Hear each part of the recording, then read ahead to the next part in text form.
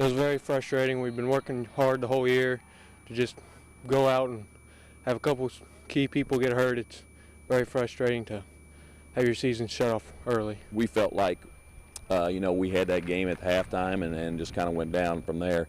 So it does leave a kind of a desire to get back out here and get after it. How very different things might have been for South Shelby had All-State tailback Trace Windsor not fractured his back in that first quarter against Salisbury.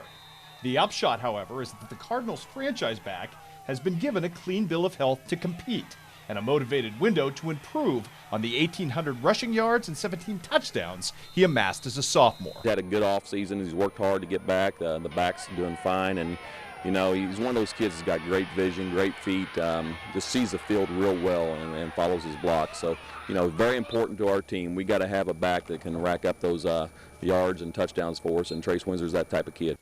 But in an effort to prevent defenses from loading up against Windsor, Rob Wilt has stacked his offensive backfield, which will get boosts from Monroe City transfer Kenny Smithy and bruising fullback Bryce Pfeiffer. The most noticeable change, however, will come at quarterback, where the insertion of a track and field standout may give the Birds their most mobile backfield since the Kurt Hines era.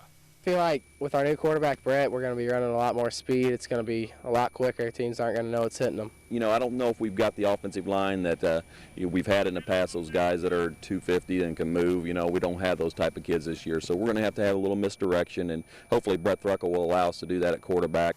For all the glittering skill position weapons in play, South Shelby's success ultimately on offense hinges on a quick rebuild up front. I think we'll stack up pretty good. Even though we're not big, I think we'll work hard enough to really stack up with the bigger teams this year. You talked about Ryan Larrick, one of our returning linemen, who I think's got a little bit of a mean streak to him. Could be an all-state type of player for us.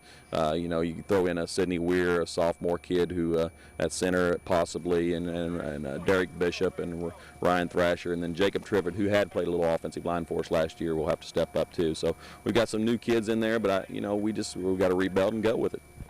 That same fix-it-up-front first mentality prevails on defense, which puts the onus on coordinator Zach Grassley to do some creative things with his proven linebacker and secondary groups to compensate. It's going to be both speed-based and aggression. I mean, it's completely different than to what we're used to running.